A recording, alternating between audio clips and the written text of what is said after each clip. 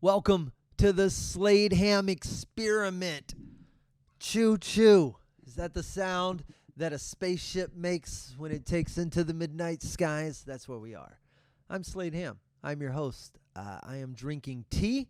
Let me start out by saying thank you, Mary. A fantastic birthday gift. This is African Sunrise green tea, which I'm learning, if you will, about teas. And this has raspberry, lemon, and rose in it. And I would never, after all my many years of drinking whiskey and then transitioning to coffee, would I think that flower petals and berries would bring me such joy. But this is so far so good. I'm leaning towards I like green teas and berries and flowers. We have an episode to get to. I don't know why I'm now receiving Time magazine. It comes to my house under my name and my address, and I've never signed up for it. I don't know how this can continue to happen. If I wanted to put my comedy special in everyone's mailbox, you would send me to jail for something. Anyway, we got an episode to get to. A harrowing, hectic, wild trip to Florida for me. And then back with some contemplations, all of that on the Slade Ham experiment right after this sound. I flew Spirit Airlines to Tampa this weekend, and let me tell you something. I used to be, you can go back and find the episodes and see what my feelings were towards United Airlines towards the tail end of last year and oft times through the year and probably the year before that as I scurried like a mouse in a maze to scavenge just enough points to get me what they called status for the next year. This was a point of stress. I don't know if you've ever had something like that in your life that was goading you on with points, and you got close and you'd given it value and you were pot committed. Stuff was stressful last year, and I didn't make status, so I decided that this year I was going to defiantly spend every mile that I'd made with United on free flights, and the ones that weren't free, I was going to take the cheapest flight I could take. Try to get from point A to point B. Spirit Air. What I did not anticipate was how joyful the experience would be. Because all of my negative experiences with United weren't because the conditions were so terrible. If you'd asked me to design a way to get from A to B for a certain amount of price, my method would be much less comfortable than an economy class seat on a flight with United. But they lead you to believe that you're important and that your status matters, and these little things that they give you add up and are meaningful, and that's the lie. And then they take them away from you, and your subconscious brain still gives them meaning and power. So it stings a little bit. When you're free of all of that, it's blissful. To get on a Spirit Airline plane with no benchmark for, how many of these crap flights do I have to take? No, I'm on here for a seat. I know it doesn't lean back. People around me, I know you spent the same amount of money on the ticket as I did. We're lucky they let us bring backpacks at all. Do you want some water? It's $3. They're not even gouging you. It's cheaper to buy water on the airplane than in the airport. They're just a simple, humble way from A to B, and they smile at you, and they go, hey, we know we're pretty ugly, but we'll get you home at night, and we'll tuck you in. And you go, you know what? After years of hot airlines lying to me, this isn't a terrible thing. People who fly Spirit are still people, though. And sometimes they fall asleep next to you on the plane, and sometimes their breath. What's up, airline people? You don't brush your teeth before you get on the airlines? Why? Why does it have to smell like someone juiced a foot into a gym bag? What is going on in your mouth that it has to, this is an inhuman did you leave the corpse of a nutria rat out in the rain, and then give yourself a root canal with what was left after a month? Why does your breath on an air? What is happening inside of your face hole? Are you eating durian fruit out of a dead camel's stomach? What are you doing that is happening? Me and Brad, my buddy, we used to sit in this bar,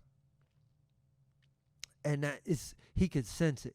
I've never met it. It's not like he had a great sense of smell, or has. He just could smell breath. Her. Sure enough, they'd come up to the bar, and it would be that, like a wall of organic. Anyway, my point is, small tax to pay for the freedom of not having to jump through some airline's hoops. I take my hat off to you, Spirit Air. A tip of the hat and a toast of the tea, and all of the words that start with T, because Spirit ends with T. That's the closest I'm going to get to wrapping up this segment. Now, if Spirit Air to Florida doesn't sound like a wonderful way to spend a week, well, let me tell you, try Ubering out of Florida, because I took what might have been, and I have taken my share of Uber rides in my share of countries. I remember being in Portugal when we got an Uber ride to go meet a buddy down at a bar, and we were driven by, I'm pretty sure, a guy who was in the Portugal Special Forces, and it killed at least 6 people for sure, and maybe 7 or 8. It was an experience. I had an Uber driver in Kosovo, in Pristina, drive us one night, and when he found out we were Americans, have I told that story before? He stopped the car and hugged us. I've had some Uber rides. This might be the one. When you first get in a car, you can tell there's decorum, right?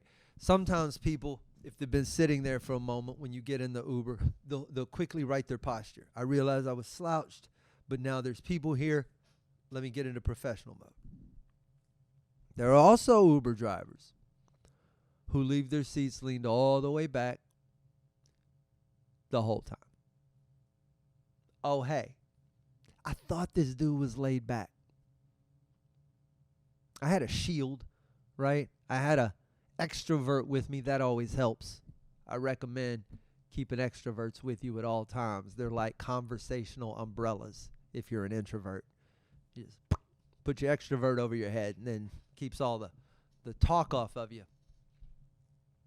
But over the course of the ride, this Uber driver, got chattier and chattier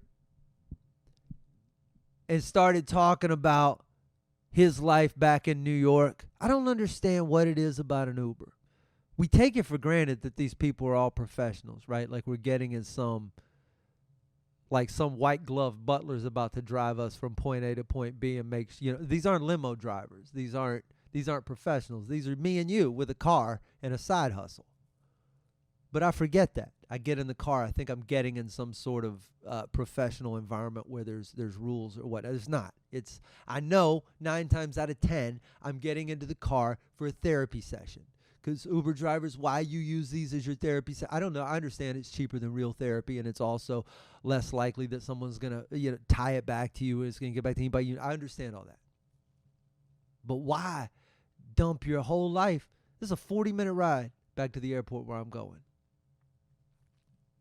And this dude has broken down unsolicitedly his prior life in New York.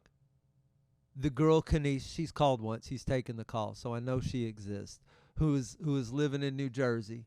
They're both getting their life together because permission was granted early on in this conversation for language use.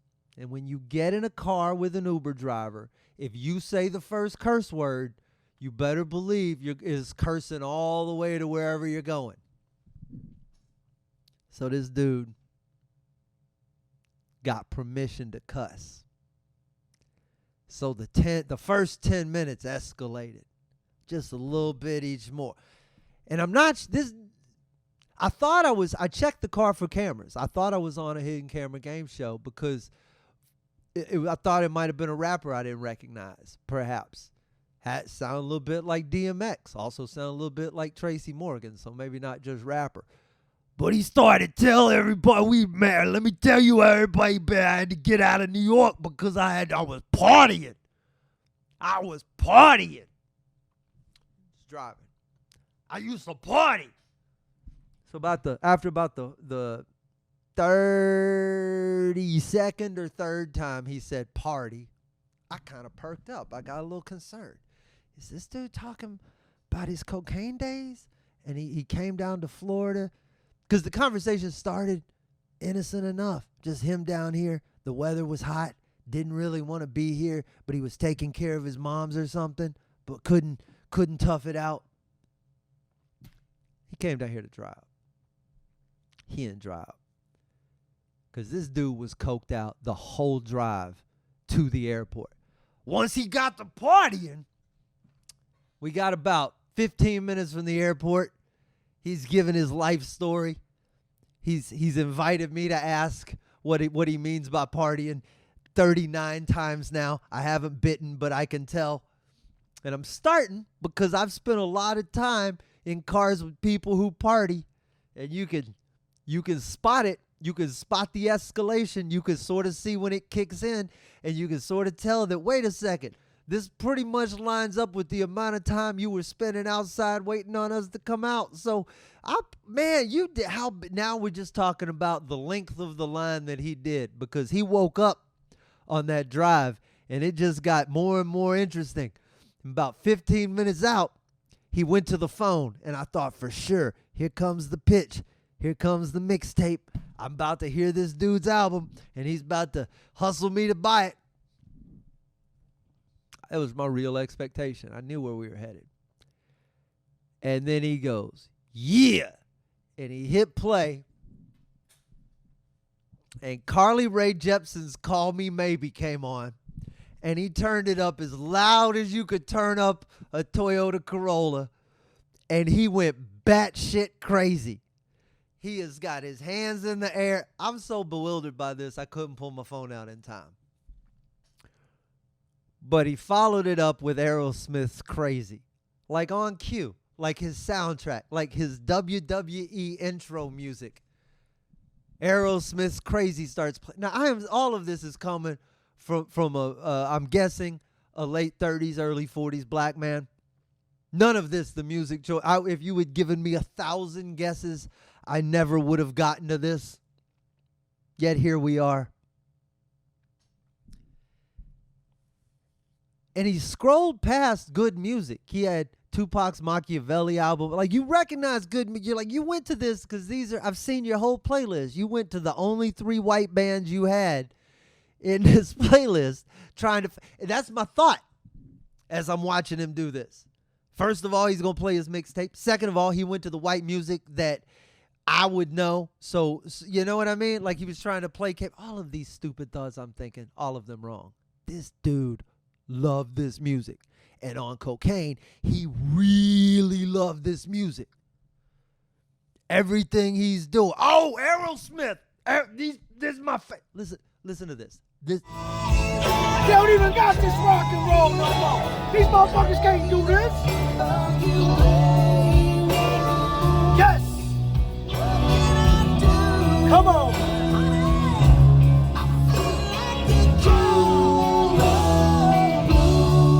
Feel that shit, man. Feel that shit. That's what I do. That's it. In 2 miles, take right. I don't want it if it ain't that way. I don't want it. That's why I don't want it. I don't want it. I want to go crazy. And then we slid into a stop and got out the car, and the last thing I heard was going, these motherfuckers are wild. They crazy, dog.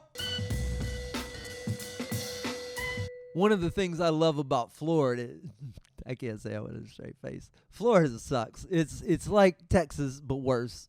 The wildlife in Florida is very similar to Texan wildlife. The temperatures are equally as oppressing. But what's fascinating to me is anywhere at night. And in Florida, a lot of people have lanais. If I haven't spoken about the brilliance and the beauty of the lanai, I should. It's a wonderful piece of technology. It's basically a screen door for your outside.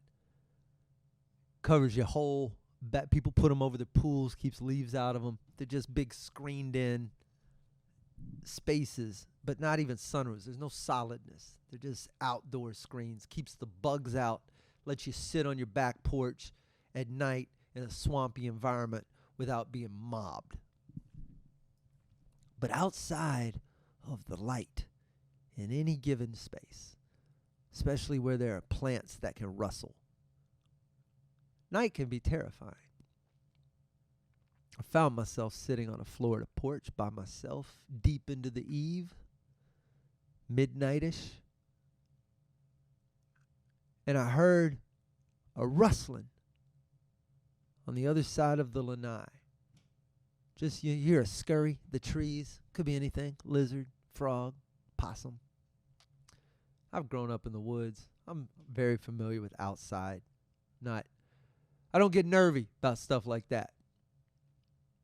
And then I hear the deep hoot of an owl, like a hoo hoo hoo, like the deep one.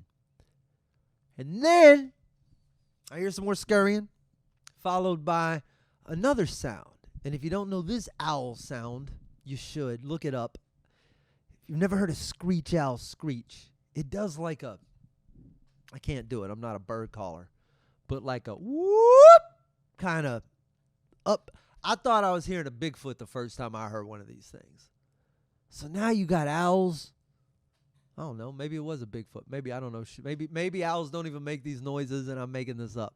This is all what I think it is. You know why? Because I'm dumb and I try to piece together what's happening in the dark. My brain starts to put this story together. What am I hearing? Something scary, and that's over there. Ooh, is that trying to get away from that? Maybe. Well, that's wishful thinking as a little storyteller, right? Nothing that cohesive could possibly be happening, except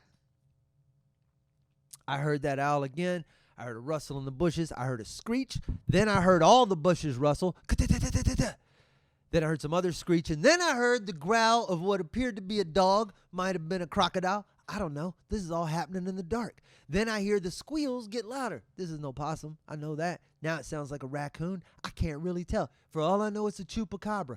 But it's squealing. I'm hearing the screech and the hoot of two different birds. I hear this growl. Then I hear what might be a snap. And then the screeching stops. And there's a whole murder scene happening off in the dark. And it gets quiet again. And then the bushes rustle again. And I'm like, man, this is moderate. Was something for real happening? Does this happen every night and nobody in this neighborhood blinks an eye? Or am I catching an abnormal, like, what is going on? That squealing starts happening. I'm like, is that a wild boar? What is? And it starts running back and forth. Then I hear that dog again. And then I start seeing flashlights. I'm like, because I don't know. Daytime me knows this is just a regular residential neighborhood. Nighttime me is in Jurassic Park. And I start seeing these flashlights going around. I hear that dog. And I'm like, oh, shit, this is for real. And then I get over there, and I'm trying to peek through the fence and see what's happening with the lights and the dog and the stuff. And then I hear this voice. I didn't know this, the gay neighbor. I just hear, Bailey, calm down. You know that's just a raccoon. And the last 30 minutes of horror dissolved in front of my eyes.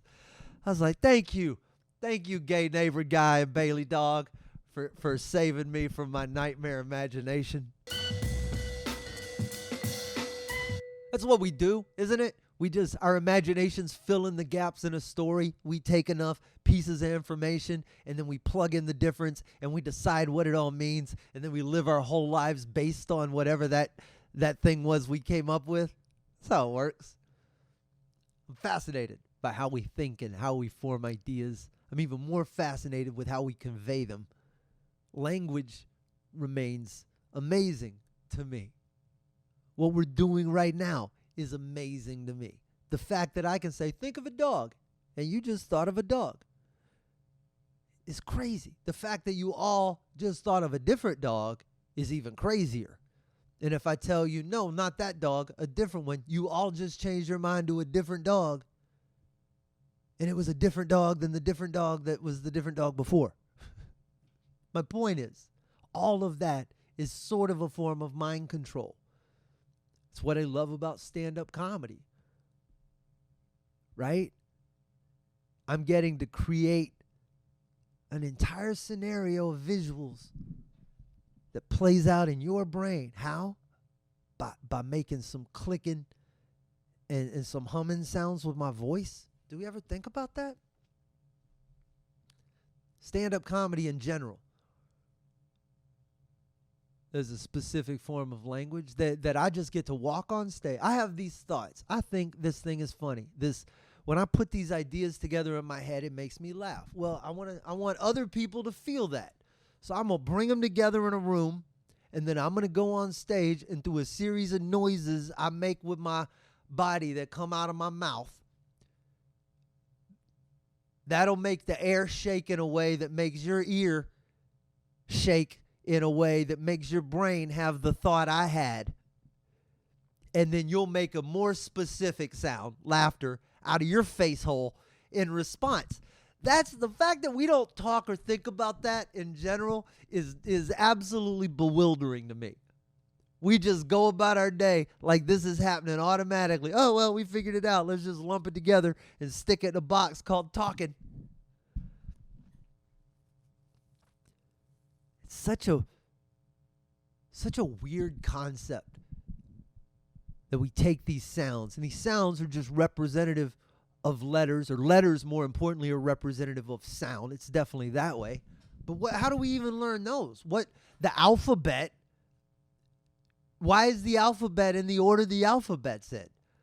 Why do the sounds have to be made in that particular order? A, B, but like, why does that have to happen? Do we do them in that order because the song was written in that order? Or was the song written in that order because that's the order the sounds go in? Like, how does that work? And what's more amazing than any of that is we take all of it and we somehow shove that whole library in a 2 or 3 year old kid's head, and it sticks with them forever. And I can't remember what I was doing on the video game I was playing 2 hours ago. The map has already stymied me and I've forgotten it. It's a bizarre scenario. I like talking to you, making my mouth noises every week. I'm thankful for whoever sent me Time magazine. I don't know. I'm grateful for the tea, Mary, and I'm African Sunrise is a yes. The rest of you, my YouTube channel, find me on social. I am dipping in. I am learning to make. You can see my brain hurt. It's Bridges to Cross later. If you get a moment, go to my website. Tickets are on sale for my summer tour. Lots of dates in Texas in particular. If you want to come to San Antonio, Dallas, or Houston, those dates are on sale now in August. That said, I'll see you here for more nonsense soon.